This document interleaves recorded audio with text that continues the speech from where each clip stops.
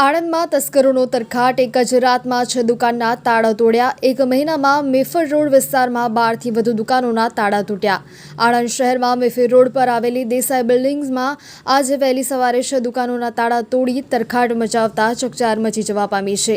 આણંદ શહેરમાં મેફર રોડ પર આવેલી દેસાઈ બિલ્ડિંગ અને આસપાસમાં આજે વહેલી સવારે તસ્કરોએ ફોટો સ્ટુડિયો, કાર્ડ, કંકોત્રી સહિતની 6 જેટલી દુકાનોના તાળા તોડી કોમ્પ્યુટર, પંખા સહિત પરચુરણ સામાનની ચોરી કરી ફરાર થઈ ગયા હતા।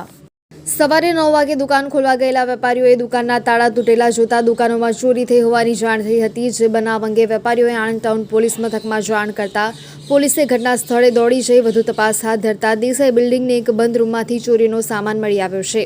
છેલ્લા એક માસમાં તસ્કરોએ અહીંયા 12થી વધુ દુકાનો અને મકાનોના તાળા તોડી તરખાટ મચાવ્યો છે। અગાઉ પણ તસ્કરો બંધ મકાનના તાળા તોડી ઘરવખરી અને દુકાનોમાંથી માલસામાન ચોરી કરી ફરાર થઈ ગયા હતા।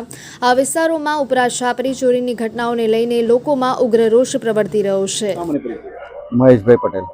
આજે ચોરીની ઘટના બની છે, ક્યાં બની છે અને કેવી રીતે બની? ચોરીની ઘટના મેફેર રોડ ઉપર મ્યુનિસિપાલિટી શોપિંગ સેન્ટરની પાછળ દેસાઈ બિલ્ડિંગમાં 6 દુકાનો તૂટી છે આજે સવારમાં।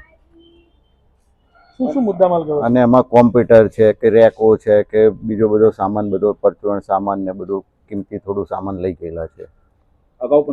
અગાઉ પણ 1 મહિનાની અંદર અઠવાડિયા પહેલાં 3 દુકાનો તૂટેલી અને એમાંથી ઘર વખરીનો સામાન છે। એક જૂનું ઘર તૂટ્યું હતું, એમાં કોઈ હતું નહીં, એટલે એનો ઘર વખરીનો સામાન છે।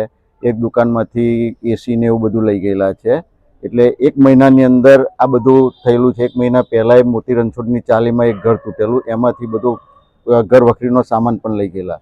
એટલે 1 મહિનાની અંદર આ બધી ચોરીઓ થયેલી છે।